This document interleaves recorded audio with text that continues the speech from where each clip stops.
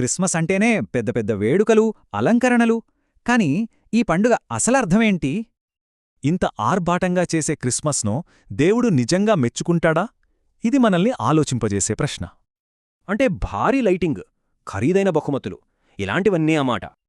కాని ఈ వేడుకలకి, ఆ కథలోని నిరాడంబరతకి అస్సల సంబంధం లేదు. నిజానికి నిజమైన ఆరాధన లేని ఇలాంటి ఆర్భాటపు పండుగలు దేవునికి నచ్చవని వాక్యం స్పష్టంగా చెబుతోంది. మరి ఆడంబరం కాకపోతే క్రిస్మస్ అసలు ఉద్దేశ్యమేంటి? దేవుని ప్రణాళికలో యోసేపులాంటి సాధారణ మనుషుల పాత్ర ఏంటి? ఒక చిన్న ఉదాహరణ చూద్దాం. గదిలో చిక్కుకున్న పక్షిలాంటిదే మన పరిస్థితి. దానికి దారి చూపాలను చూసినా అది భయంతో అర్థం చేసుకోదు. అప్పుడు ఆ యజమాని ఏమనుకుంటాడో, నేనే ఒక పక్షిగా మారితే దానికి దారి చూపించగలను కదా అని. క్రిస్మస్ రహస్యం ఇదే. దేవుడు మనతో మాట్లాడటానికి, తన రక్షణ ప్రణాళికను చెప్పడానికి మనలాగే మనిషిగా మారాడు.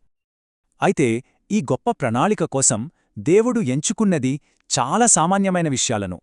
యోసేపులాంటి ఒక సాధారణ నీతిమంతుడిని. చూడండి, ఊరు చిన్నది, పుట్టిన స్థలం సామాన్యమైనది. ఈ ప్రణాళికను కాపాడటానికి యోసేపులాంటి వినయశీలిని ఎంచుకున్నాడు. ఇదే దేవుని గొప్పతనం. తన పెద్ద ప్రణాళికల కోసం యోసేపులాంటి సామాన్యులనే ఆయన వాడుకుంటాడు. దీన్నే క్రిస్మస్ మర్మమంటారు. యోసేపు విధేయతతోనే ఈ మర్మం సాకారమైంది.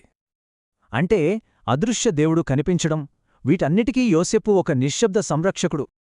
మరి మన పండుగల్లో ఈ ఆడంబరాన్ని తగ్గించి యోసేపులాంటి నిశ్శబ్ద విశ్వాసాన్ని, వినయాన్ని ఎలా చూపగలం?